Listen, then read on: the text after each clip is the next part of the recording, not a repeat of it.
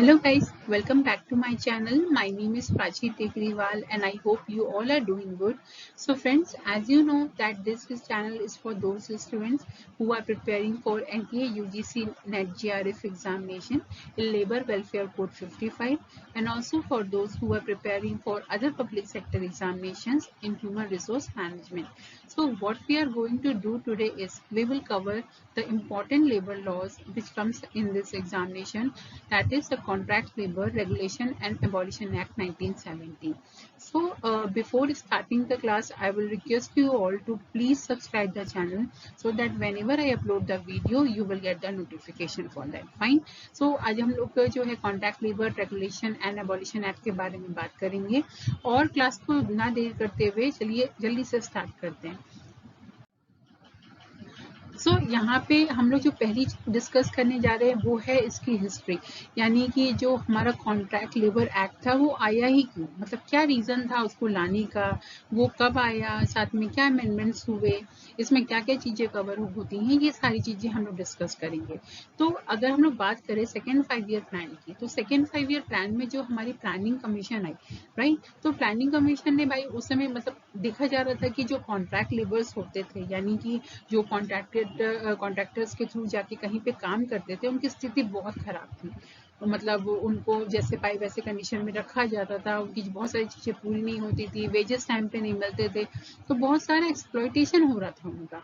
तो इसके लिए प्लानिंग कमीशन ने मतलब चीज़ें डिस्कस की और उनका मतलब एक बेसिकली दो फंडा सामने आया कि या तो हम लोग इसको एबॉलिश करवाते हैं, फाइन, इसको धीरे धीरे ख़त्म करा दें जो कॉन्ट्रैक्ट लेबर का सिस्टम है, और जहाँ पे नहीं ख़त्म हो पा रहा है वहाँ पे क्या करें, वहाँ पे ऐसा कंडीशन बना दें कि कॉन्ट्रैक्ट लेबर्स जो हैं उनकी स्थिति सुधर सके।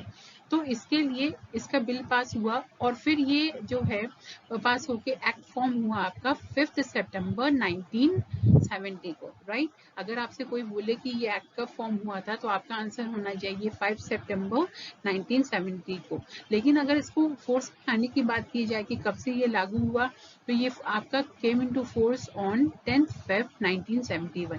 ये लागू हुआ था आपका 10 फरवरी 1971 में, फाइन। 5 सितंबर को जो है ये बना 1970 में और 10 फेब को 1971 में ये लागू हुआ। फिर जैसे कि मैंने आपको कहा कि the contract labour regulation and abolition act 1970 was enacted as a central law। ठीक है, ये बहुत इंपॉर्टेंट देखिए कि आपका सेंट्रल लॉ था। इसका एम क्या था, regulating the condition under which the contract labourers work, उनकी कंडीशन को सुधारना कॉन्ट्रैक्ट लेबरर्स को, and also provide for the gradual abolition of the contract labour system as and when possible. और ये भी कोशिश करना कि जो कॉन्ट्रैक्ट लेबर सिस्टम है, ठीक है ना, उसको धीरे धीरे खत्म किया जा सके, एबॉलिश किया जा सके। फाइन, एक्ट में ही जो है आपका आ रहा है रेगुलेशन एंड एबॉलिशन। नेक्स्ट चीज आती है, the act was made applicable to all establishments operating all over the country. ठीक है, ये एक्ट जो है सारे जो एस्टैब्लिशमेंट है पूरे देश में जहाँ जहाँ चल रहे थे उनके ऊपर लगाया गया। ठीक है, सबके ऊपर एप्लीकेबल हो सकता है। And both the central and state governments were authorise to enforce it in their respective jurisdiction. और ये किसके ज्यूरिडिक्शन में आएगा, दोनों के, यानी कि सेंट्रल और स्टेट गवर्नमेंट के। ठीक है, उनको मतलब उनको इसका ज्यूरिडिक्शन देखना है, उससे जुड़ी हुई जो चीजें होंगी वो इनको सॉल्व करनी होगी। इसमें दो अमेंडमेंट्स हुए थे आपके 1986 में और 2005 में। हम लोग जो आज पढ़ने वाले हैं हम लोग सारे अमेंडमेंट्स कवर करेंगे, मतलब हम लोग अमेंडमेंट के बाद जो स्थिति है वही चीज पढ़ने वाले हैं, बिकॉज एग्जाम में आपके लेटेस्ट एडिशन क्वेश्चन आते हैं। इसमें आपका जो है 7 चैप्टर्स और 35 सेक्शंस है। ठीक है, तो ये जो एक्ट है इसमें आपका 7 चैप्टर्स कवर होंगे और 35 सेक्शंस होंगे। हम लोग सारे के सारे सेक्शंस नहीं पढ़ने वाले, बिकॉज सारे सेक्शंस एग्जाम में नहीं आते, जो इम्पोर्टेंट चीज़ें वही पढ़ेंगे। अदरवाइज अगर हम लोग सब एक्ट के सारे सेक्शन पढ़ने लग जाएं तो कुछ भी याद नहीं रहेगा। फाइन, तो चलिए इसको स्टार्ट करते हैं चैप्टर वाइज। अगर हम लोग उसको बात करें तो सबसे पहले चैप्टर की बात करते हैं। ठीक है, राइट। अगर हम लोग किसी भी बुक को उठा के पढ़ लें या कुछ भी हम लोग उठा के पढ़ रहे तो चैप्टर 1 में हमेशा क्या होता है, किसी का इंट्रोडक्शन पार्ट होता है। उसी तरीके से इस एक्ट में भी चैप्टर 1 में इसके शॉर्ट टाइटल दिए गए, कमेंसमेंट दिए गए, कभी कहाँ कहाँ ये एप्लीकेबल होता है, साथ में इसकी इसमें कौन कौन सी डेफिनेशंस कवर होती है, ये सारी चीजें इसमें हम लोग कवर करते हैं। फाइन। तो प्रिलिमिनरी में हम लोग देखेंगे कि it extends to the whole of India, right. ये जो है ये पूरी कंट्री में आपका एप्लीकेबल हुआ, राइट। मतलब ऐसा नहीं है कि यहाँ लग रहा है एक पर्टिकुलर जगह पे, दूसरी जगह नहीं लग रहा है, ये पूरी इंडिया में ही आपके एप्लीकेबल होगा। फिर it shall come into force on such date as the central government may by notification in the official gazette appoint, and different dates may be appointed for different provisions of this, ठीक है। तो जो हमारी central government है, right, central government जो एक notification निकालेगी official gazette में, और उसमें जो वो डेट मेंशन करेगी उसके अकॉर्डिंगली ही ये आपका जो फोर्स में, मतलब यानी कि एप्लीकेबल हो जाएगा उस पर्टिकुलर एस्टैब्लिशमेंट में जहाँ पे इसको लगाना है, ठीक है। उसके लिए एक नोटिफिकेशन जारी करना होता है जो कि एक सेंट्रल गवर्नमेंट जारी करती है, राइट। अब हमें देखना है कि ये किस तरह के एस्टैब्लिशमेंट पे लागू होता है। मतलब ये जो एक्ट है, हमने बात तो कर ली कि पूरे देश में लग जाएगा, लेकिन पूरे देश में तो बहुत सारी एस्टैब्लिशमेंट चलती हैं, राइट। तो क्या सब पे ही लग जाएगा कि कोई इसकी लिमिटेशन है? तो इसकी कुछ लिमिटेशन है, हम लोग वो भी देखने वाले हैं। It applies to every establishment in which 20 or more workmen are employed or were employed on any day of the preceding 12 months as contract labor। तो अगर हम लोग किसी एस्टैब्लिशमेंट की बात कर रहे हैं और उसके पिछले 12 महीने में अगर 20 या उससे ज्यादा वर्कमैन काम कर चुके हैं, राइट, तो मतलब या तो अभी काम कर रहे हैं या तो मतलब जो है काम कर चुके हैं, एक भी दिन अगर उन्होंने काम कर लिया तो वहां पे क्या होगा, ये आपका एक्ट जो है एप्लीकेबल हो जाएगा, उस पर्टिकुलर एस्टैब्लिशमेंट पे एप्लीकेबल हो जाएगा। दूसरी चीज आती है, ये किस तरह के कॉन्ट्रैक्टर्स को इंक्लूड करेगा, to every contractor who employs और who employed on any day of preceding 12 months 20 और वर्क और मोर वर्क में, ठीक है। अगर कोई ऐसा कॉन्ट्रैक्टर है जिसने अपने साथ जो है 20 या उससे ज्यादा लोगों को पिछले 12 महीने में काम कराया या काम करा रहा है, तो इन दैट केस वहां पे भी ये एप्लीकेबल हो जाएगा, ठीक है, उस कॉन्ट्रैक्टर के ऊपर एप्लीकेबल हो जाएगा, राइट। तो ये आपके एस्टैब्लिशमेंट को भी लगेगा और कॉन्ट्रैक्टर को भी लगेगा, ठीक है। अभी हम लोग तो यहाँ बात कर रहे हैं 20 या उससे ज्यादा लोगों की, पर सपोज करिए कि अभी गवर्नमेंट के मन में आता है ठीक है इसमें थोड़े चेंजेस लाए जाएं, तो इसके लिए क्या करना है, राइट। तो इसके लिए क्या होगा, provided that the appropriate government may after giving not less than 2 months, ठीक है ना, कम से कम जो है 2 महीने का notice of its intention to so to do by notification in the official gazette, applied provisions of this act to any establishment or contractor employing such number of workmen less than 20 as may be specified in the notification, ठीक है। अब government को लगता है नहीं भाई, मतलब 20 तो बहुत ज्यादा, ठीक है। अभी हम इसको ऐसे एस्टैब्लिशमेंट पे या ऐसे कॉन्ट्रैक्टर पे लगाना चाहते हैं जहाँ पे 18 ही लोग हैं, ठीक है, 18 या उससे ज्यादा लोग हैं, तो फिर उसके लिए क्या करेंगे, तो उसके लिए जो हमारी अप्रोप्रिएट गवर्नमेंट है वो एक नोटिस जारी करेगी ऑफिशियल गैजेट में, ठीक है, नोटिफिकेशन जारी करेगी, उसमें मेंशन करेगी इस प्रॉपर तरीके इसको कि कितने वर्कमैन पे इसको लगाना है, और उसके बाद उसके प्रोविजन को वो लागू करवाएगी। यानी अगर उस पर चाहते कि 15 या 18 पे हो जाए या कम में हो जाए, 20 पे नहीं, उससे कम में हो जाए, तो उसके लिए उसको नोटिफिकेशन जारी करना पड़ेगा, और ये नोटिफिकेशन उसको कम से कम 2 महीने पहले देना, ठीक है ना। एकदम से ऐसा नहीं कि आज बोल दिया तो आज ही चेंज हो गया, 2 महीने का नोटिफिकेशन कम से कम देना है, ठीक है। इन दैट केस इसको चेंज किया जा सकता है, राइट। अभी हम बात कर रहे थे कि कहाँ पे एप्लीकेबल होता है, क्वेश्चन ये आता है कि कहाँ पे एप्लीकेबल नहीं होता है, राइट, किस तरह के एस्टैब्लिशमेंट पे एप्लीकेबल नहीं होगा। It shall not apply to establishment in which work only of an intermediate और कैजुअल नेचर इज परफॉर्म, ठीक है। अगर मतलब लगता है कि ठीक है ये एक ऐसी एस्टैब्लिशमेंट है जहाँ पे जो काम हो रहा है या तो इंटरमीडिएट नेचर का या तो कैजुअल नेचर का है, तो वहां पे ये एक्ट एप्लीकेबल नहीं होगा, राइट। अभी ये कौन डिसाइड करेगा कि वो काम इंटरमीडिएट नेचर का है कि नहीं है, कैजुअल नेचर का है कि नहीं है।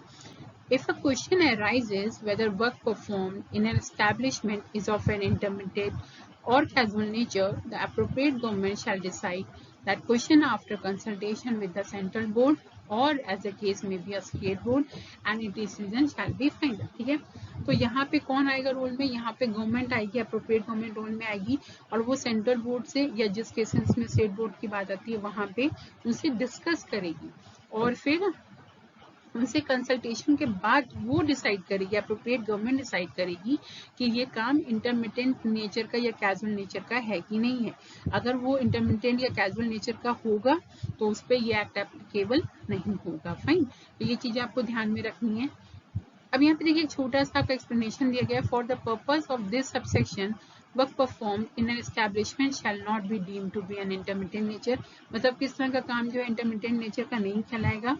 If it was perform for more than 120 days in the preceding 12 months, ठीक है, अगर कोई भी काम है जो 120 दिन से ज्यादा, ठीक है, 120 दिन से ज्यादा जो है 12 months में किया जा चुका है, ठीक है, तो ये आपका इंटरमिटेंट नेचर का नहीं होगा। यानी कि ऐसा हो सकता है कि इस पे एक्ट अप्लाई किया जाए, right. If it is of seasonal character and is perform for more than 60 days in a year, कि अगर कोई एक ऐसा काम है जो कि सीजनल कैरेक्टर का तो है, राइट, लेकिन उसको 60 दिन या उससे ज्यादा जो है किया जा चुका है एक साल में, राइट, तो इन दैट केस ये भी आपका इंटरमिटेंट या कैजुअल नेचर का नहीं होगा, राइट। तो इसका मतलब क्या, बस सिंपल तरीके से समझाया जाएगी, अगर 120 दिन से कोई भी ऐसा काम है जो 120 दिन से ज्यादा हो चुका है 12 महीने में, या कोई सीजनल काम है जो 60 दिन से ज्यादा हो चुका है, तो फिर वो इंटरमिटेंट या कैजुअल नेचर में नहीं आएगा और इसलिए उसके ऊपर एक्ट जो है एप्लीकेबल हो सकता है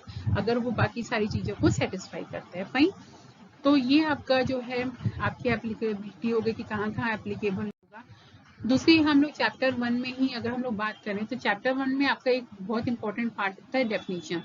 तो आजकल एक बहुत बड़ा जो है ट्रेंड चला है, आपको मतलब सेक्शन डेफिनेशन दे दिया जाता है, सेक्शन बताना होता है आपको जो है एग्जाम में। अगर आप इंटरव्यू के लिए जा रहे हैं तो वहाँ पे भी क्या करते हैं, वहाँ पे आपको मतलब पर्टिकुलर डेफिनेशन बतानी पड़ जाती है, आपको ये बताना पड़ जाता है कि ये पर्टिकुलर ये चीज है कि नहीं है according to this section, according to this definition. तो इसलिए आपको ये डेफिनेशंस पढ़ना भी बहुत इंपॉर्टेंट है। इसमें कुछ हम लोग इंपॉर्टेंट डेफिनेशन जो है कवर करने वाले हैं। तो जैसे कि अभी हम लोग तब से अप्रोप्रिएट गवर्नमेंट की बात कर रहे हैं, राइट। अप्रोप्रिएट गवर्नमेंट हर चीज डिसाइड कर रही है, प्रोविजन डिसाइड कर रही है, एप्लीकेबिलिटी डिसाइड कर रही है, तो अप्रोप्रिएट गवर्नमेंट होती है। तो ये आपका सबसे पहले सेक्शन 2A में होगा, राइट। सेक्शन 2A मतलब जो कॉन्ट्रैक्ट लेबर आपका रेगुलेशन एबॉलिशन एक्ट 1970 है, तो उसके सेक्शन 2A में अप्रोप्रिएट गवर्नमेंट की डेफिनेशन दी गई है। In relation to an establishment in which in respect of which the appropriate government under the Industrial Dispute Act 1947 is the central government, right। तो Industrial Dispute Act 1947 में जो भी central government है, ठीक है ना, वही सेंट्रल गवर्नमेंट आपकी क्या होगी, अप्रोप्रिएट गवर्नमेंट होगी। फाइन, और अगर हम लोग बात करें in relation to any other establishment, ठीक है, यहाँ पे तो वो लोग कवर हो गए जो कि मतलब इंडस्ट्रियल डिस्प्यूट एक्ट में, ठीक है, जो इसमें कवर नहीं होते, जो दूसरे एस्टेब्लिशमेंट आते हैं, उनके लिए अप्रोप्रिएट गवर्नमेंट कौन सी होगी, उनके लिए होगी the government of the state in which that other establishment is situated, ठीक है। तो इंडस्ट्रियल डिस्प्यूट एक्ट 1947 में जितने एस्टेब्लिशमेंट आ रहे हैं उनके लिए जो सेंट्रल गवर्नमेंट है वही उनके लिए सेंट्रल गवर्नमेंट है, अप्रोप्रिएट गवर्नमेंट है।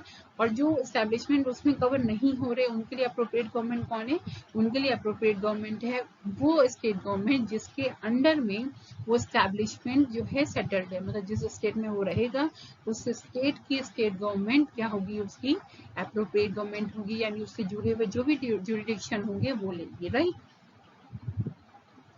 सेक्शन 2B की बात करते हैं, तो सेक्शन 2B में जो है आपका कॉन्ट्रैक्ट लेबर को डिफाइन किया गया है। तब से जैसे अगर कॉन्ट्रैक्ट लेबर एक्ट है तो कॉन्ट्रैक्ट लेबर होता क्या, हमें ये भी जानना जरूरी है। A workman shall be deemed to be employed as contract labor in or in connection with the work of an establishment when he is hired in or in connection with such work under by or through a contractor with or without the knowledge of the principal employer, ठीक है ना। कोई भी workman है, right, अभी वो particular किसी जगह के काम से जुड़ा हुआ है, राइट, और उसको हायर कौन किया है, उसको एक कॉन्ट्रैक्टर हायर किया है। अब ये चीज भले प्रिंसिपल एम्प्लॉय के नॉलेज में हो ना हो, वो क्या होगा, वो क्या कहलाएगा, वो एक कॉन्ट्रैक्ट लेबर कहलाएगा। ठीक है, अगर उसको कॉन्ट्रैक्टर ने हायर किया है, वो वहां के काम को कर रहा है, तो वो क्या कहलाएगा, वो आपका कॉन्ट्रैक्ट लेबर कहलाएगा according to section 2B of contract labour regulation and pollution act 1970। Fine, तो 2A में हमने अप्रोप्रिएट गवर्नमेंट के बारे में पढ़ा, और सेक्शन 2B में हमने पढ़ा कॉन्ट्रैक्ट लेबर के बारे में।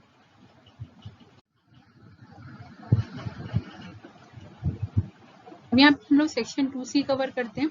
सेक्शन 2C में हम लोग कॉन्ट्रैक्टर के बारे में पढ़ेंगे।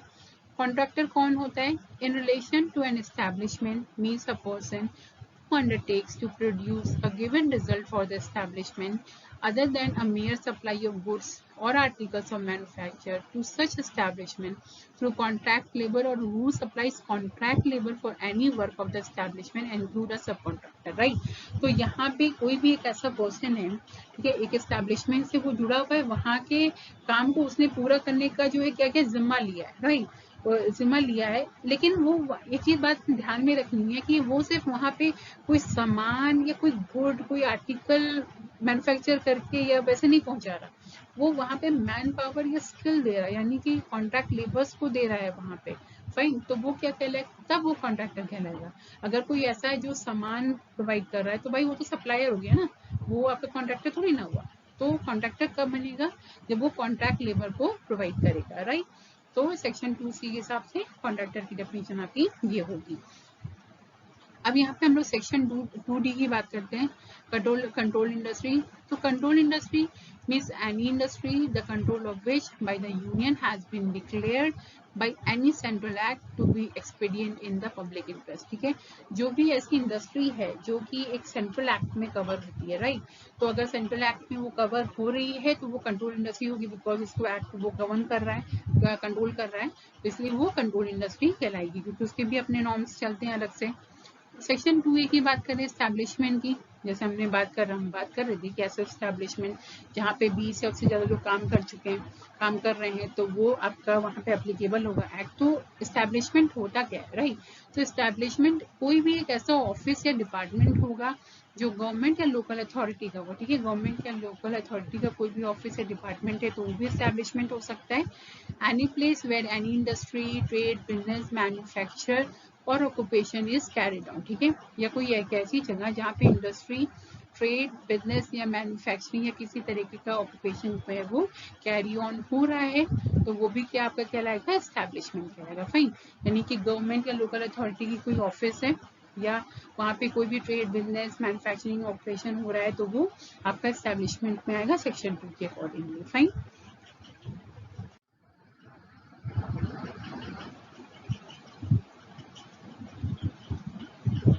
अब हम लोग यहाँ पे बात करते हैं प्रिंसिपल एम्प्लॉयर की। अभी यहाँ पे आपके 3 लोग मैटर करते हैं, आपका कॉन्ट्रैक्ट लेबर हो गया, ठीक है, कॉन्ट्रैक्ट लेबर को कौन अपॉइंट करता है, कॉन्ट्रैक्टर अपॉइंट करता है, और कॉन्ट्रैक्टर किसके बिहाफ पे अपॉइंट करता है, प्रिंसिपल एम्प्लॉयर के। ठीक है, प्रिंसिपल एम्प्लॉयर, एक्चुअली काम तो प्रिंसिपल एम्प्लॉयर का है, तो ये प्रिंसिपल एम्प्लॉयर होता कौन है, ये आपका कवर होगा सेक्शन 2G। ठीक है ना, सेक्शन 2G में आप देखोगे in relation to any office और डिपार्टमेंट ऑफ द गवर्नमेंट और लोकल अथॉरिटी। ठीक है, यहाँ पे हम लोग किसकी बात कर रहे हैं, गवर्नमेंट और लोकल अथॉरिटी के टर्म में बात कर रहे हैं। तो यहाँ पे जो कि हेड है, the head of that office or department or such other officer as a government or the local authority as the case may be may specify in this behalf। ठीक है, तो यहाँ पे क्या हो रहा है कि जो भी गवर्नमेंट या लोकल अथॉरिटी है, राइट, उसके टर्म में हम लोग बात करें तो जो भी उस हेड होगा वही हेड उसका प्रिंसिपल एम्प्लॉयर होगा। फाइन, तो जो भी उससे जुड़ी हुई चीजें होंगी वो कौन देखेगा, वहाँ का हेड देखेगा। फिर आती है नेक्स्ट बात आती है हमारी, अगर फैक्ट्री के टर्म में बात करें, यहाँ पे हमने गवर्नमेंट अथॉरिटी के टर्म में बात की, हम यहाँ फैक्ट्री के टर्म में बात कर रहे हैं। ठीक है, तो इन अ फैक्ट्री द ओनर और occupier of the factory and where a person has been named as a manager of the factory under the Factory Act 1948, the person so named. ठीक है, अगर अब फैक्ट्री की बात करते हैं तो वहाँ का जो भी ओनर है या ऑक्यूपायर है, फाइन, और दूसरी चीज क्या है कि वो एज अ मैनेजर रजिस्टर्ड है फैक्ट्रीज एक्ट 1948 में, तो वो वहाँ का क्या होगा, वो वहाँ का प्रिंसिपल एम्प्लॉयर होगा. ठीक है, दोनों चीजें होनी चाहिए, या तो ओनर या ऑक्यूपायर है और एज अ मैनेजर रजिस्टर्ड भी होना चाहिए, राइट. तो वो वहाँ का क्या होगा, प्रिंसिपल एम्प्लॉयर होगा. तीसरा हमारा माइन के टर्म में अगर हम लोग बात करते हैं तो माइन के टर्म में in a mine the owner और agent of the mine and where a person has been named as a manager of the mine the person so named. ठीक है, यहाँ पे भी वही चीज आ रही है, ओनर या एजेंट होना चाहिए और एज अ मैनेजर होना चाहिए, राइट. तो वो क्या होगा, वहाँ का प्रिंसिपल एम्प्लॉयर होगा. ये तो हमारा गवर्नमेंट अथॉरिटी फैक्ट्री और माइंस के टर्म में हो गया. अगर हम लोग बाकी सब बचे हुए एस्टैब्लिशमेंट के बारे में बात करें तो in any other establishment any person responsible for the supervision and the control of the establishment. ठीक है, जो भी उस एस्टैब्लिशमेंट के सुपरविजन को, वहाँ के कंट्रोल को देख रहा है, राइट, वहाँ की चीजों को संभाल रहा है, तो वो कौन होगा, वो वहाँ का प्रिंसिपल एम्प्लॉयर कहलाएगा. फाइन, तो यही आपके प्रिंसिपल एम्प्लॉयर होते हैं, जो भी प्रोविजंस लागू होने होते हैं प्रिंसिपल एम्प्लॉयर के, इन सारे लोगों के ऊपर लागू होते हैं. Got it. अब हमारी एक और डेफिनेशन बचती है इसमें इम्पोर्टेंट, सेक्शन 2I की बात करते हैं. इसमें वर्कमैन की डेफिनेशन आती है. फाइन, तो वर्कमैन कौन होता है, वर्कमैन होता है means any person employed in and और in connection with work of any establishment to do any skilled, semi skilled और अनस्किल्ड मैनर. ठीक है, यहाँ पे देखिए ये एक बंदा है जो काम कर रहा है, चाहे स्किल्ड काम भी हो सकता है, सेमी स्किल्ड भी हो सकता है और अनस्किल्ड भी हो सकता है. फाइन, और ये किस तरह के नेचर का काम है, ये सुपरविजरी रोल पे है, टेक्निकल रोल पे है, क्लरिकल रोल पे भी हो सकता है, और काम कर रहा है रिवॉर्ड के लिए. तीनों चीज ध्यान में रखनी है, स्किल्ड, सेमी स्किल्ड, अनस्किल्ड भी हो सकता है, सुपरविजरी, टेक्निकल या क्लरिकल उसके लिए काम कर रहा है, और जो है उसको हायर किया गया है रिवॉर्ड के लिए, राइट, उसको रिवॉर्ड दिया जा रहा है कुछ भी. whether the terms of employment be expressed or employed, okay, but does not include, ठीक है, और यहाँ पे जो टर्म्स ऑफ एम्प्लॉयमेंट है उनको एक्सप्रेस किया गया है, राइट. तो यहाँ पे क्या हुआ, मतलब एक ऐसा बंदा है जो काम कर रहा है एक एस्टैब्लिशमेंट में, वो स्किल्ड भी हो सकता है, नॉन स्किल्ड भी हो सकता है, सेमी स्किल्ड भी हो सकता है, और आपके हर तरह की पोजीशन पे आ रहा है, मतलब सुपरविजरी, टेक्निकल, क्लरिकल, और एक रिवॉर्ड के लिए काम कर रहा है, तो वो क्या कहलाएगा, वो वर्कमैन कहलाएगा. अभी दूसरा क्वेश्चन आता है, मतलब एक इंटरव्यू में मुझसे भी ये क्वेश्चन पूछा गया था कि वर्कमैन कौन नहीं होता. तो ये आपका इम्पोर्टेंट है कि वर्कमैन कौन नहीं होता. तो who is employed mainly in manager और एडमिनिस्ट्रेटिव कैपेसिटी. ठीक है, जो भी आपके मैनेजर या एडमिनिस्ट्रेटिव कैपेसिटी पे है वो वर्कमैन नहीं कहलाएगा, right. Who being employed in a supervisory capacity draws wages exceeding 500 rupees per mention or excise either by the nature of the duties attached to the office or by the reason of the power vested in him, functions mainly of a manager nature. ठीक है, या अभी हम लोगों ने supervisory nature की बात तो की, पर अगर कोई ऐसा सुपरवाइजर है जिसका फंक्शन जो है वो मैनेजर लेवल का है, और जो 500 रुपए से ज्यादा हर एक्साइज का, यानी अपने हर एक काम का 500 रुपए से ज्यादा जो है अर्न कर रहा है, तो इन दैट केस हम लोग उसको वर्कमैन की कैटेगरी में नहीं रखेंगे. फाइन, तो वो आपके वर्कमैन नहीं होगा, राइट. और जो भी मैनेजर या एडमिनिस्ट्रेटिव कैपेसिटी पे होता है उसको भी हम लोग वर्कमैन कंसिडर नहीं करेंगे. अब तीसरा कौन है जो वर्कमैन नहीं कंसिडर होगा, who is an outworker, that is to say a person to whom any article or material are given out by or on behalf of the principal employer to be made up, cleaned, washed, altered, ornamented, finished, repaired, adapted or otherwise processed for sale for the purpose of trade or business of the principal employer, and the process to be carried out either in the home of the outworker or in some other premises not being premises under the control and management of the principal employer. तो हम लोग यहाँ suppose करते हैं कि हमारी यहाँ पे एक एस्टैब्लिशमेंट है और हमारी जो गाड़ी है वो खराब हो गई, राइट, जो ट्रांसपोर्ट के लोग गाड़ी यूज करते हैं वो खराब हो गई, हमने उसको रिपेयर के लिए बाहर भेज दिया. तो वो जो मैकेनिक है भाई उसने हमारा काम तो किया, लेकिन क्योंकि वो काम अपने प्रेमाइस में कर रहा है, ठीक है, हमारे प्रेमाइस में नहीं कर रहा, वो उसकी रिस्पॉन्सिबिलिटी हमें नहीं, हमें तो बस उसको पैसे देना, उसके काम खत्म हमारा। तो इन दैट केस ये क्या होगा, वो आउट वर्कर होगा और हमने समझिए अपने किसी मटेरियल की पैकिंग या कुछ भी क्लीनिंग के लिए उसको भेज दिया या कुछ ऐसे किया, तो इन दैट केस के सारे आउट वर्कर्स होते हैं, राइट। और ये सब वर्कमैन नहीं कहलाएंगे हमारे, फाइन। ये हमारे प्रिंसिपल मतलब ये उनके लिए वर्कमैन नहीं होंगे, ये सब आपके आउट वर्कर्स होंगे।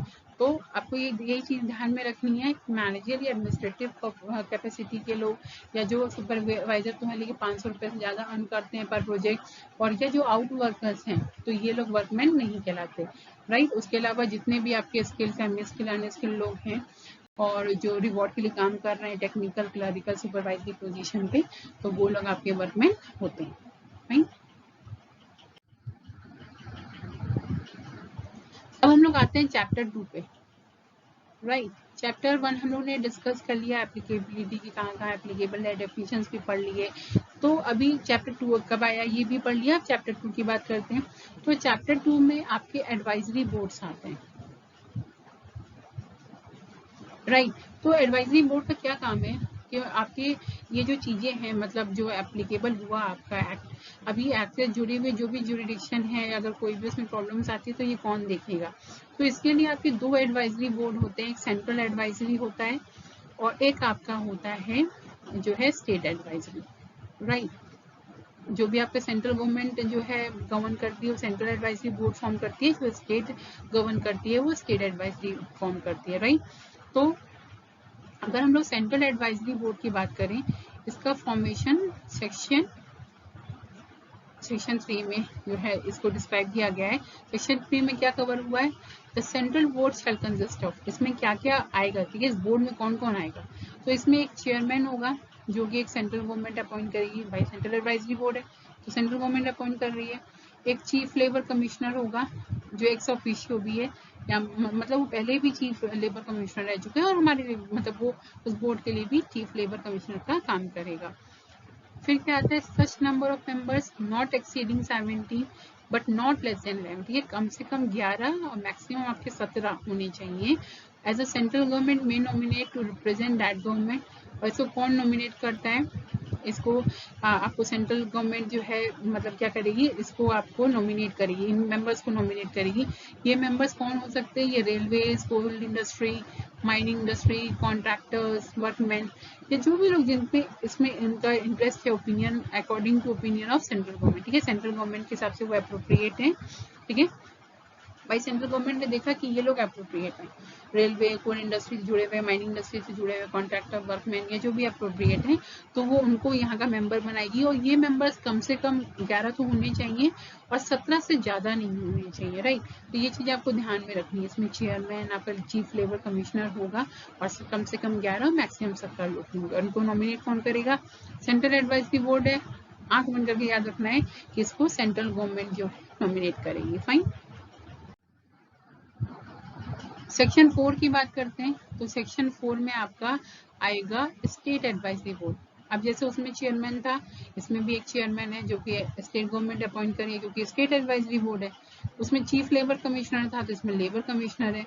अगर इन केस अगर लेबर कमिश्नर एब्सेंस है, ठीक है, उसकी एब्सेंस है, तो इन दैट केस जो भी ऑफिसर स्टेट गवर्नमेंट नॉमिनेट करेगी वो इसके बिहाफ पे काम कर सकता है। और तीसरी बात हम लोग करते हैं कि such numbers not exceeding 11 but not less than 9, ठीक है, कम से कम 9 और ज्यादा से ज्यादा 11। As a state government may nominate to represent the government, the industry, the contractor, the workman and any other interest which in the opinion of state government ought to be represented on the state board, ठीक है।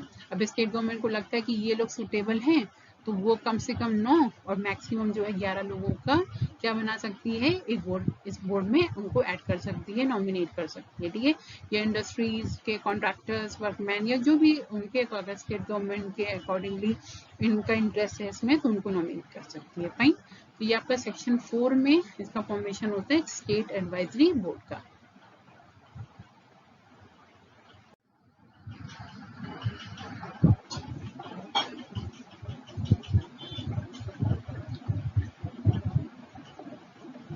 अब हम लोग यहाँ पे आते हैं chapter 3 पे, ठीक है। चैप्टर 3 में हम लोग बात करेंगे registration of establishment employing contract labour, ठीक है। अभी देखिए यहाँ पे आपका जो स्टैब्लिशमेंट है, ठीक है, जहाँ पे कॉन्ट्रैक्ट लेबर काम कर रहे हैं, तो उनको भी तो एक रजिस्ट्रेशन कराना पड़ेगा। तो रजिस्ट्रेशन कराने के लिए उनको कौन चाहिए? उनको रजिस्ट्रेशन कराने के लिए चाहिए रजिस्टरिंग ऑफिसर। फाइन। तो ये रजिस्टरिंग ऑफिसर कौन अपॉइंट करेगा? ऑफ कोर्स एक गैजेटेड ऑफिसर कर सकता है गवर्नमेंट का, या अप्रोप्रिएट गवर्नमेंट करेगी। ठीक है, हम लोगों ने शुरू से यही पढ़ा है कि अप्रोप्रिएट गवर्नमेंट का ही सारा काम है। तो अप्रोप्रिएट गवर्नमेंट क्या करेगी? अपॉइंट करेगी रजिस्टरिंग ऑफिसर को। जो भी रजिस्टरिंग ऑफिसर के अपॉइंटमेंट से जुड़ी हुई चीजें हैं वो सेक्शन 6 में आती हैं। ठीक है, ये सेक्शन आपको याद करने। देखिए मैंने आपको पहले बोला पूरे 35 सेक्शन हम नहीं पढ़े, लेकिन जो इम्पोर्टेंट है वो आपको पता होनी चाहिए। तो सेक्शन सी में रजिस्टरिंग ऑफिसर का अपॉइंटमेंट होता है, और ये अपॉइंटमेंट कौन करता है? कोई भी गैजेटेड ऑफिसर या अप्रोप्रिएट गवर्नमेंट, राइट। सेक्शन 7 में जो है इनका रजिस्ट्रेशन होता है एस्टैब्लिशमेंट का, यानी यही जो रजिस्टरिंग ऑफिसर है ये सर्टेन एस्टैब्लिशमेंट का रजिस्ट्रेशन करती है। भाई तो इसके लिए क्या करना पड़ेगा? भाई एस्टैब्लिशमेंट किसका होता है? प्रिंसिपल एम्प्लॉयर का होता है। सपोज मैं प्रिंसिपल एम्प्लॉयर हूँ, मेरा एस्टैब्लिशमेंट, तो मेरी जिम्मेदारी है उसको रजिस्टर कराना। तो मैं क्या करूंगी? मैं एक एप्लीकेशन जमा करूंगी रजिस्टरिंग ऑफिसर के पास, और ये रजिस्टरिंग ऑफिसर किसने अपॉइंट किया? अप्रोप्रिएट गवर्नमेंट ने अपॉइंट किया। ठीक है, ये रजिस्टरिंग ऑफिसर क्या देखेगा कि अगर एप्लीकेशन सही नहीं है, पूरी नहीं है, तो वो रजिस्ट्रेशन कैंसिल कर देगा, नहीं रजिस्टर करेगा। लेकिन अगर वो देखता है कि एप्लीकेशन पूरी है, अपनी इंक्वायरी वगैरह करेगा, फिर रजिस्ट्रेशन करेगा एस्टैब्लिशमेंट का, उसके बाद इशू कर देगा। क्या इशू कर देगा? आपका सर्टिफिकेट ऑफ रजिस्ट्रेशन। यानी कि मैं प्रिंसिपल एम्प्लॉयर हूँ, मैंने एप्लीकेशन डाला, रजिस्टरिंग ऑफिसर ने देखा सब सही है, तो उसने रजिस्ट्रेशन करके मुझे सर्टिफिकेट ऑफ रजिस्ट्रेशन दे दिया। तो ये भी जो भी रजिस्ट्रेशन का काम हो रहा है, ये किसमें हो रहा है? सेक्शन 7 में। फाइन। अब देखिए मैं तो गई, मतलब मैं एज बीइंग मैंने प्रिंसिपल एम्प्लॉयर मैंने रजिस्टर करा लिया। लेकिन अगर सामने वाले को लगता है, यानी अगर उस रजिस्टरिंग ऑफिसर को लगा कि कुछ गलत हुआ है, राइट, मैंने किसी गलत तरीके से उसको लिया है, या मैंने कुछ गलत तरीके से चीज़ों को प्रेजेंट किया है, तो वो क्या करेगा? वो रिवोकेशन कर सकता है, यानी रजिस्ट्रेशन को कैंसिल कर सकता है, वापस मिला सकता है। तो इसके लिए वो क्या कर, ये चीज़ किस में कवर होगी? सेक्शन 8 में। ठीक है, सेक्शन 8 में आपका रिवोकेशन ऑफ रजिस्ट्रेशन होगा। अब इसमें क्या हो रहा है? If the registering officer is satisfied, अगर उसको लगता है either on a reference made to him in this behalf or otherwise that the registration of any establishment has been obtained by misrepresentation or suppression, ठीक है, of any material fact, अगर उसको लगा, ठीक है, मैं रजिस्टरिंग ऑफिसर हूँ, मुझे लगा कि मैंने रजिस्ट्रेशन का सर्टिफिकेट तो उसको दे दिया, लेकिन उसने कोई गलत चीज प्रेजेंट की या सच को दबाया है, राइट, तो मैं क्या करूंगी? मैं उसका रिवोकेशन कर सकती हूँ, यानी कि मैं उसके रजिस्ट्रेशन को कैंसिल कर सकती हूँ, उसके एस्टैब्लिशमेंट को। फाइन। फिर क्या होता है? That for any other reason the registration has become useless और ineffective and therefore requires to be revoked, the registering officer may, after giving an opportunity to the principal employer of the establishment to be heard and with the previous approval of the appropriate government, revoke the registration.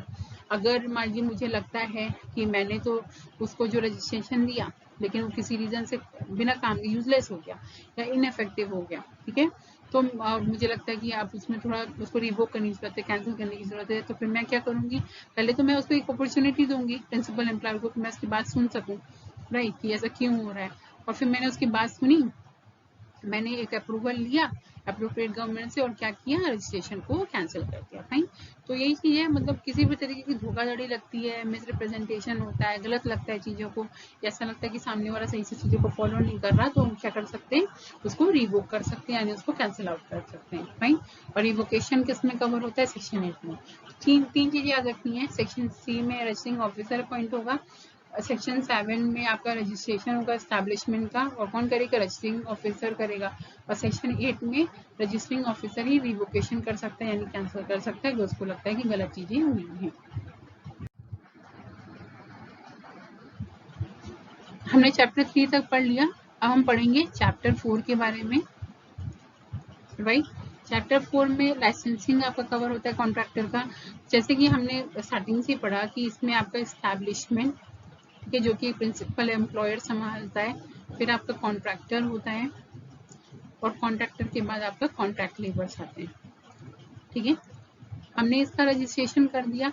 अब contractors की अगर हम लोग बात करें, ठीक है, contractors को भी एक लाइसेंस प्रोवाइड करना पड़ेगा कि वो एज अ कॉन्ट्रैक्टर काम कर सके। तो इनको लाइसेंस प्रोवाइड करने के लिए कौन लगेगा, इनको लाइसेंसिंग ऑफिसर लगेगा। लाइसेंसिंग ऑफिसर को कौन अपॉइंट करेगा, अप्रोप्रिएट गवर्नमेंट अपॉइंट करेगी। अपॉइंटमेंट की बात की गई है सेक्शन 11 में, राइट। सेक्शन 12 में जब ये लाइसेंसिंग ऑफिसर आ गया है तो ये लाइसेंस देगा कॉन्ट्रैक्टर्स को, लाइसेंसिंग ऑफ कॉन्ट्रैक्टर्स होगा।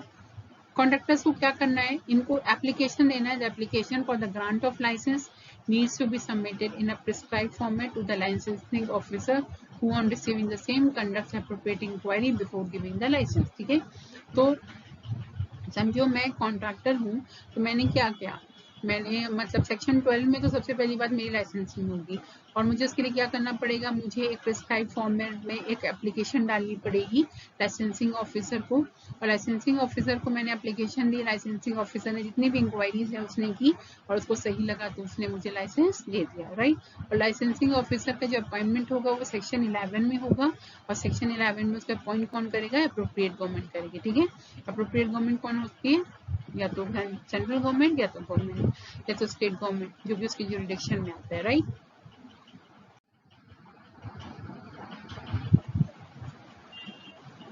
अभी हम चैप्टर 4 पे ही कवर कर रहे हैं।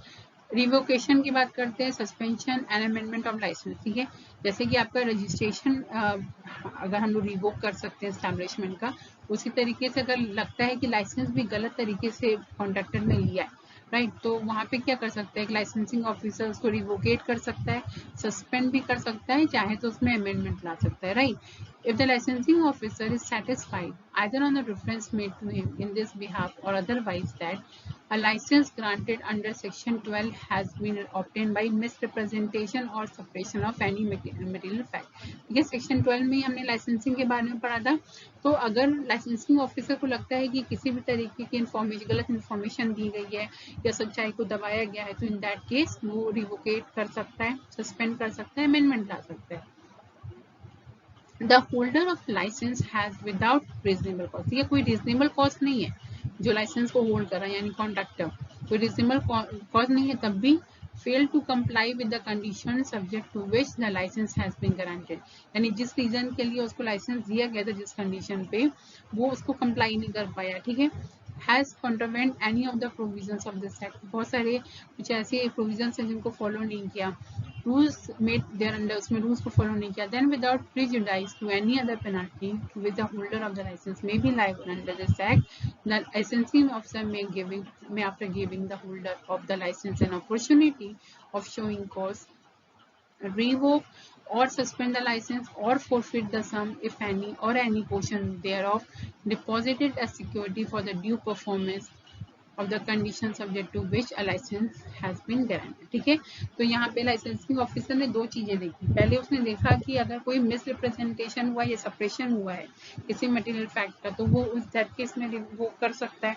और उसको ऐसा लगता है कि बिना किसी कारण के, मतलब कोई रीजन नहीं था, कोई जस्टिफाइड रीजन नहीं था, तो भी मतलब जो कॉन्ट्रैक्टर है उसने चीजों को फॉलो नहीं किया, प्रोविजंस को प्रॉपर तरीके से इम्प्लाई नहीं किया, ठीक है ना, या उसमें फेल हो गया, ये ठीक है, चीजों को फॉलो करने में फेल हो गया, तो इन दैट केस वो क्या करेगा, वो रिवोक कर सकता है, ठीक है ना, वो सस्पेंड कर सकता है, ये मतलब इस तरीके का फाइन इम्पोज कर सकता है उनके ऊपर, राइट, तो अमेंडमेंट्स ला सकता है उसके लाइसेंस में, राइट।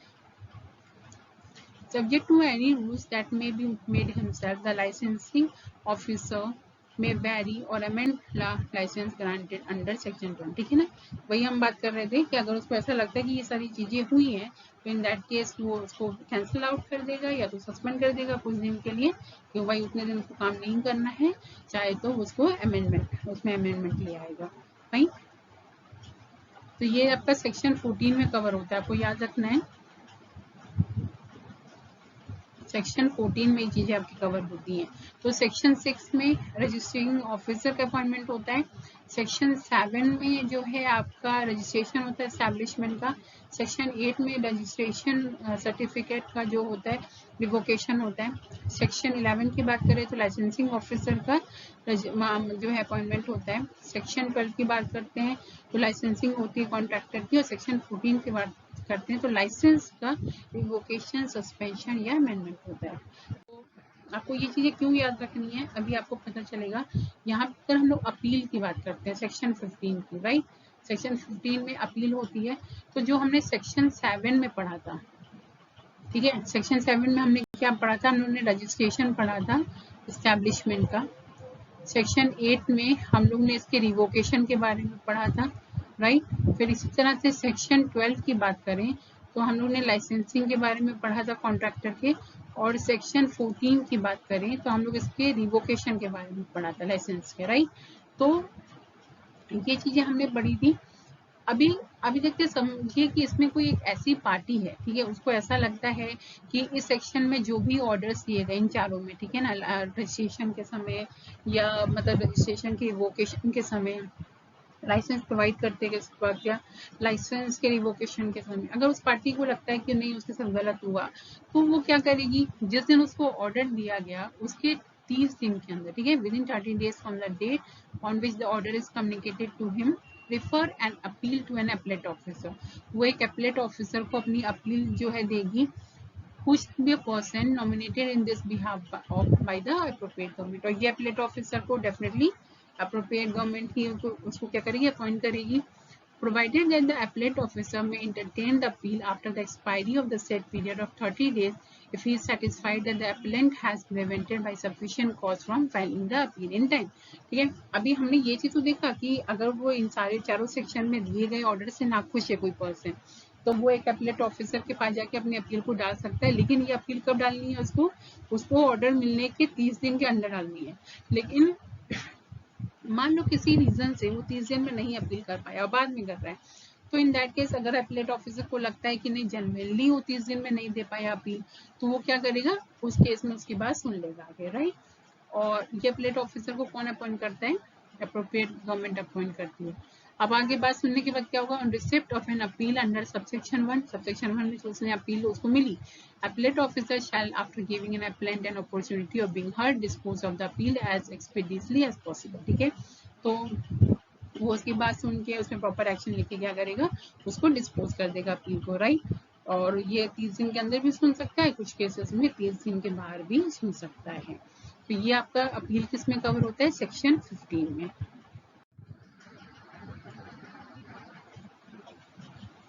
अभी तक हम लोग ने चैप्टर 4 जो है कवर कर लिया। अब हम लोग यहाँ पे बात करते हैं चैप्टर 5 की।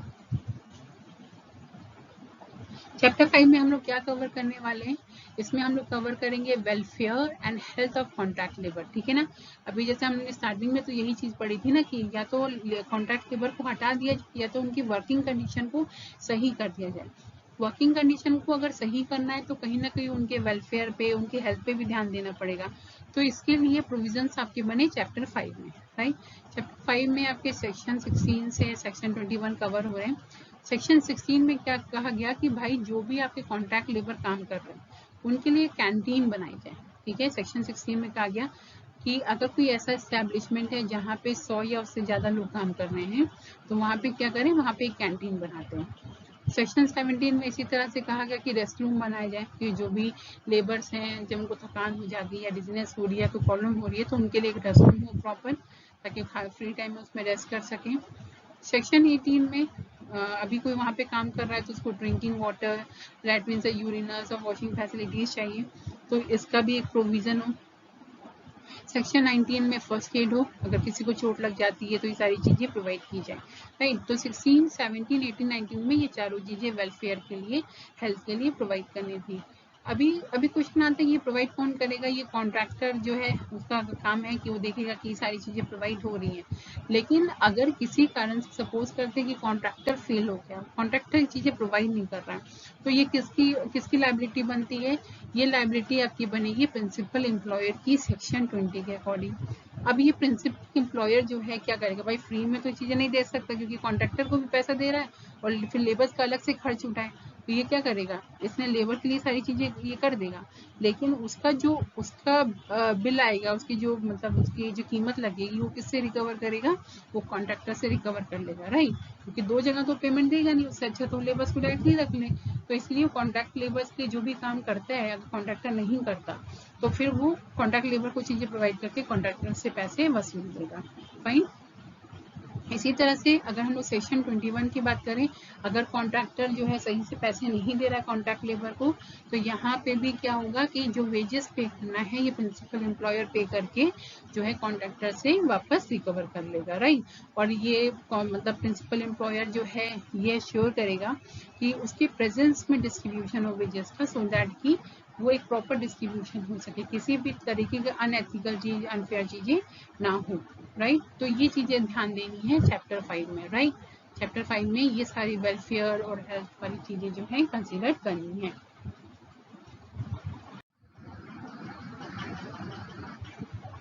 हम चैप्टर 6 की बात करते हैं। चैप्टर 6 में आपकी बहुत सारी चीजें, मतलब चैप्टर 6 में आपके पेनाल्टीज और प्रोसीजर्स आते हैं। इसमें आपकी काफी सेक्शन कवर होते हैं। इंपॉर्टेंट सेक्शंस ये आपके हैं सेक्शन 22 और सेक्शन 23। सेक्शन 22 की बात करते हैं ऑब्स्ट्रक्शन की।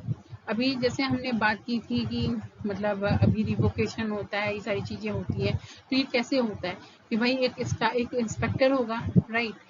ये इंस्पेक्टर जाके वहां पे जांच पड़ताल करेगा कि कोई काम गलत तो नहीं हो रहा है। तो अगर सपोज करते हैं कि इंस्पेक्टर कोई काम कर रहा है, उसके काम कोई ऑब्स्ट्रक्ट कर रहा है, रोक रहा है उसको कोई काम करने से, और विलफुली क्या कर रहा है, निग्लेक्ट कर रहा है कोई भी फैसिलिटी देने को, सो दैट की इंस्पेक्शन, एग्जामिनेशन या इंक्वायरी नहीं हो पाए, ठीक है। जो इंस्पेक्टर है अपना काम प्रॉपर तरीके से करने के लिए उसको कुछ फैसिलिटीज चाहिए होंगी। फैसिलिटीज का मतलब क्या हुआ, उसको डॉक्यूमेंट चाहिए होंगे, उसको रजिस्टर्स चाहिए होंगे, तो ये जो चीजें चाहिए उसको लोगों से बात करनी होगी।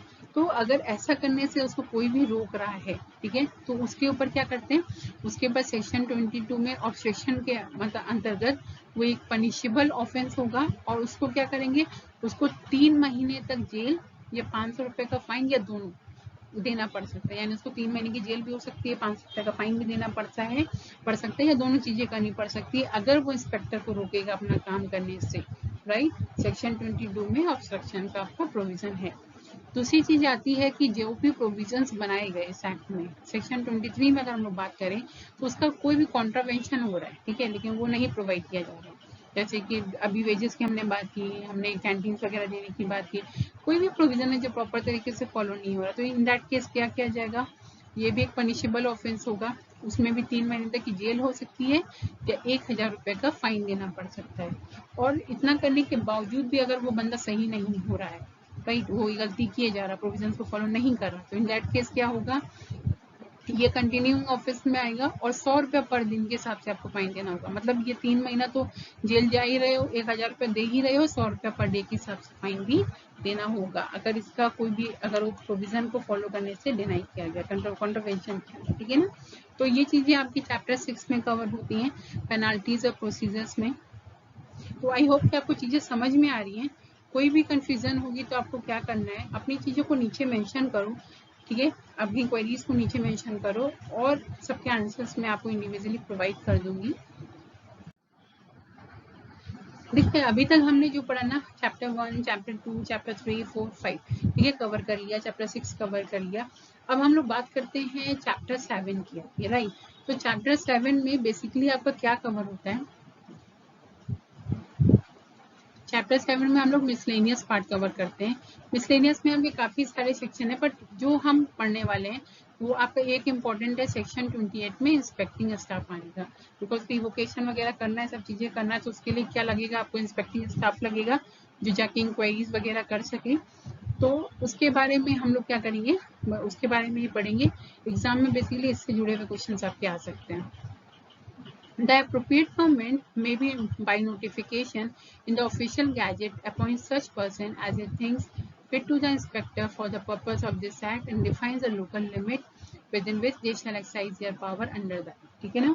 तो यहाँ पे क्या हो रहा है, यहाँ पे जो अप्रोप्रिएट गवर्नमेंट है, ठीक है, वो ऑफिशियल गैजेट में एक नोटिफिकेशन जारी करेगी, और वहाँ पे वो क्या करेगी, वहाँ पे वो अपने सारे पावर्स और लिमिटेशंस मेंशन करेगी, और उसको ऐसा लगेगा कि जो भी उसको सूट कर रहा है उसके अकॉर्डिंगली वो इंस्पेक्टर को अपॉइंट करेगी। यानी यहाँ पे सिंपल सी भाषा में कहा जाए कि इंस्पेक्टर को कौन अपॉइंट कर रहा है, अप्रोप्रिएट गवर्नमेंट, एक नोटिफिकेशन जारी करके। दूसरी चीज आती है कि इस इंस्पेक्टर को करना क्या है, राइट। तो इसमें क्या है, subject to any rules made in this behalf an inspector may within the local limit for which he is appointed, ठीक है ना, कि वो अपॉइंट क्यों हुआ है, enter at all reasonable hours with such assistance, if any, being persons in the service of the government or any local or other public authority as it thinks fit, any premises or place where contract labor is employed for the purpose of examining and register or record notices required to be kept or exhibited by or under this act or rules made there under and the required the production there of for inspection. ठीक है, तो ये जो inspecting staff होगा ये क्या करेगा, ये कोई भी आपकी गवर्नमेंट या लोकल अथॉरिटी जिसकी हमने बात की, लोकल या पब्लिक अथॉरिटी जो कि एस्टैब्लिशमेंट होती है वहाँ पे एंटर कर सकता है।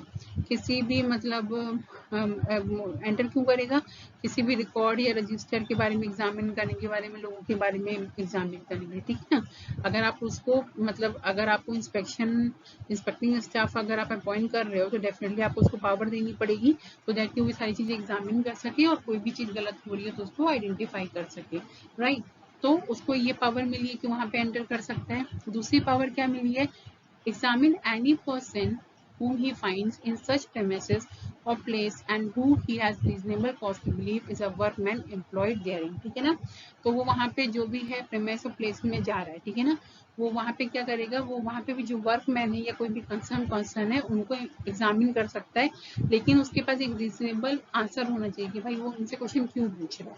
राइट, नेक्स्ट चीज आती है examine any person giving out work and any workman to give any information which is in power and to give respect to the names and addresses of the person to for and from whom the work is given out or received and with respect to the payments to be made for the work। ठीक है, और वहाँ पे जो भी मतलब है, ठीक है, वहाँ पे जो भी लोग काम कर रहे हैं या वर्कमैन है, राइट, और वो लोग जिससे जुड़े हुए हैं, मतलब कहीं पे अगर वो लोग किसी तरह का पेमेंट कर रहे हैं बाहर के पर्सन से, उनसे जुड़े हुए हैं, तो यहाँ पे क्या होगा, इंस्पेक्टिंग स्टाफ के पास इतना राइट होगा कि वो उस वर्कमैन को एग्जामिन कर सके, साथ में उससे जुड़े हुए लोगों का भी नाम नंबर एड्रेस ले सके और उनसे भी एक क्वेश्चन क्वेरीज कर सके। ठीक है ना, इतना राइट उसको मिला रहेगा। फाइन, यानी कि वहाँ के वर्कमैन को तो इंक्वायरी कर रहा है, वहाँ के लोगों को इंक्वायरी कर सकता है और साथ में उनसे जुड़े हुए लोगों को भी कर सकता है, उसके बाद राइट होता है कि उनके नेम एड्रेस मांग सकता है वो। Seize to take copies of such register record of pages or notice a question thereof as he may consider relevant in respect of an offence under this act which he has reason to believe has been committed by the principal employer और contractor. ठीक है, अभी उसको ऐसा लगता है कि जो वहाँ पे रजिस्टर्स है, रिकॉर्ड मेंटेन है, उसमें कुछ धांधली हुई है, राइट, उसमें कोई ऑफेंस हुआ है, तो इन दैट केस वो क्या करेगा, वो रिकॉर्ड वेजेस के रिकॉर्ड को, रजिस्टर्स को, इन सारी चीज़ों को सीज कर सकता है। राइट, मतलब एक रीजनेबल रीजन वो दे रहा है कि उसको लग रहा है कि हाँ ये चीज़ धांधली हुई है, तो इन दैट केस उसको सीज करेगा और उसको आगे फर्दर इंक्वायरी के लिए यूज कर सकता है। Exercise such other powers as may be prescribe, इसी तरीके की पावर्स को वो क्या करेगा, एक्सरसाइज कर सकता है, यूज कर सकता है, जो भी चीजें इसमें प्रिस्क्राइब की गई है। राइट, तो सेक्शन 28 में आपका इंस्पेक्टिंग स्टाफ के बारे में है। इसका क्या काम है, ये प्रेमाइस में अंदर जा करके वहाँ पे इंक्वायरी करेगा, लोगों की इंक्वायरी कर सकता है, उनसे जुड़े हुए लोगों की इंक्वायरी कर सकता है, रजिस्टर्स को, रिकॉर्ड्स सीज कर सकता है कि उसको लगे कि कुछ ऑफेंस हुआ है, और इसी तरह की और भी पावर्स को वो यूज कर सकता है जो भी उसको प्रिस्क्राइब की गई है। राइट, और इसको अपॉइंट कौन करता है, उसको अपॉइंट करते हैं एप्रोप्रिएट गवर्नमेंट। तो आई होप कि आपको चीजें जो है समझ में आई हूँ। हमने 7 चैप्टर्स की बात की, जो हमारा कॉन्ट्रैक्ट लेबर एक्ट था 1970 का, ठीक है, रेगुलेशन एंड एबॉलिशन एक्ट 1970 का, तो ये आपका आया था 5 सितंबर 1970 को स्टार्ट हुआ, मतलब जारी हुआ आपका, मतलब ये आपका रेगुलेशन में आया 10 फेब 1971 को। राइट, और इसका क्या काम था, या तो कॉन्ट्रैक्ट लेबर को खत्म कर दिया जाए या उनकी वर्किंग कंडीशन को अच्छा किया जाए। फाइन, तो दूसरी चीज क्या आती है, इसमें 7 चैप्टर के बारे में बात की गई, 35 सेक्शंस के बारे में बात की गई, और ये 7 चैप्टर आपके कौन कौन से होते हैं, एक प्रिलिमिनरी होता है जिसमें उसके कमेंसमेंट, एप्लीकेबिलिटी की बात होती है, डेफिनेशंस की बात होती है। चैप्टर 2 की बात अगर हम लोग करें तो उसमें एडवाइजरी बोर्ड के फॉर्मेशन की बात हुई। चैप्टर 3 की बात करें तो उसमें रजिस्ट्रेशन हो रहा है, किसका रजिस्ट्रेशन हो रहा है, एस्टैब्लिशमेंट का रजिस्ट्रेशन हो रहा है। चैप्टर 4 की बात करें तो लाइसेंसिंग की बात हो रही है, किसकी लाइसेंसिंग, कॉन्ट्रैक्टर की लाइसेंसिंग।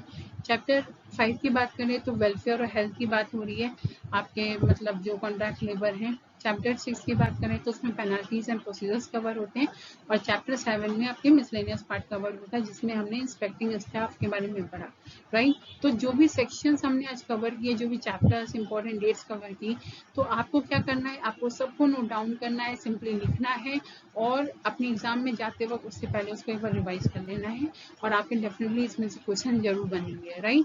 तो आई होप कि आपको क्लासेस समझ में आई, पसंद आई, हेल्पफुल लगी आपको, और अपनी जो भी फीडबैक हैं, जो भी क्वेरीज हैं, तो प्लीज़ कमेंट सेक्शन में ज़रूर लिखो, और मैं और भी कोई टॉपिक है जिस पर आप चाहते हो मैं वीडियोस बनाऊं तो अपने सजेशंस जरूर देना। तो मिलते हैं नेक्स्ट क्लास में, तब तक के लिए thank you so much guys, thank you for the patience listening, and do like and share and subscribe. Thank you so much, bye bye, take care.